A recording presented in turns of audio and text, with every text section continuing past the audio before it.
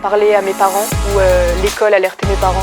Au niveau scolaire, j'avais beaucoup de retard. Cette situation, elle m'a fait forcément me sentir un peu différent des autres jeunes. Ça faisait aussi partie du quotidien. Je m'appelle Éléonore Negrini, j'ai 21 ans et de mes 8 jusqu'à mes 10 ans, j'ai été jeune aidante de mon papa qui avait un cancer du lymphome. En gros, avant que mon père il soit malade, il faut savoir qu'il était père au foyer. La journée consistait à me faire le petit déjeuner, m'emmener à l'école, venir me chercher, me ramener à l'école, revenir me chercher et en fait du coup je passais toutes mes journées avec mon père tout le temps. Et en fait, du coup, quand il est tombé malade, je suis passée d'une vie où j'étais au moins 15 heures sur les 24 d'une journée avec lui à plus lui, quoi. Enfin, il était hospitalisé, donc je suis vraiment restée toute seule, quoi. Ma mère, elle a dû acheter un micro-ondes pour que je puisse me faire à manger, que je puisse me réchauffer mes plats à midi. J'allais à l'école toute seule. Des fois, on me mettait à la garderie alors que j'avais jamais été à la garderie avant. Je devais manger à la cantine, des fois.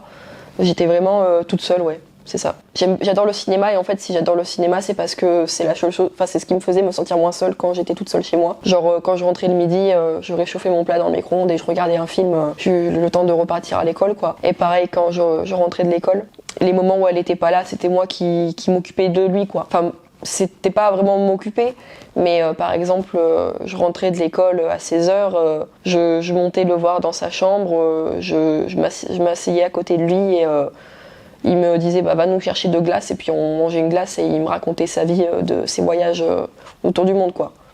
Et ouais c'était ça jusqu'à ce que ma mère rentre quand elle travaillait ou ce genre de choses. J'ai pas souvenir déjà qu'on ait pris le temps de m'expliquer ce qui se passait. Peut-être qu'on a pris le temps de m'expliquer mais que je m'en rappelle pas. Et ma mère elle a pas eu trop le temps de prendre du temps pour moi parce que elle avait ma sœur et mon père à gérer. Les seuls moments on va dire où on s'est dit on va quand même penser un peu à Éléonore et à Élise, du coup ma grande sœur. C'était pendant les premières chimios de mon père, c'était pendant les vacances d'été. Et en fait chaque été avec mon père on partait en Italie à l'île d'Elbe. Et cet été-là du coup on pouvait pas parce qu'il était en chimio. Du coup ma mère elle s'est dit bon je vais mettre les filles en colonie de vacances. Donc elle a mis ma sœur en colonie de vacances d'équitation et moi en colonie de canirando. Un truc où t'as un chien qui te tracte dans la montagne, etc. Bref, trop cool. Je me rappelle que les enfants à la colonie de vacances, quand ils me demandaient qu'est-ce qu'ils faisaient mes parents, etc., ils disaient mon papa il est malade quoi. Et les enfants ils comprenaient pas quoi, ça les mettait super mal à l'aise et tout. Je me rappelle, ça faisait genre 2 semaines j'étais au collège et il y avait une fille qui m'a dit tu sais cette fille-là son père il est mort l'année dernière. Je suis pas toute seule, il y a quelqu'un d'autre dont le père est mort quoi. Et en fait au fur et à mesure de mon avancement où j'ai créé mon chemin, je rencontrais de plus en plus de gens qui avaient un parent qui était décédé. Et moi j'avais besoin de parler en fait parce que j'arrivais pas à parler avec ma mère et ma sœur, mais j'avais quand même vraiment ce gros besoin de parler. Et malheureusement ces personnes-là qui avaient perdu un parent n'étaient pas à l'aise de parler, du coup bien évidemment que je respectais ça. Déjà quand j'étais en études à Grenoble, j'avais la chance d'avoir un groupe de parole sur le deuil qui m'a énormément aidée, vraiment sans ça je sais pas où est-ce que j'en serais.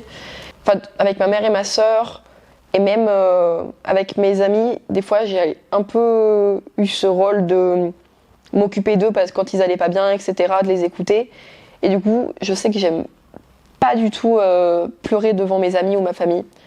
Mais à un moment, j'ai dit c'est bon quoi, ça va 2 secondes. Maintenant, je chiale à fond quoi.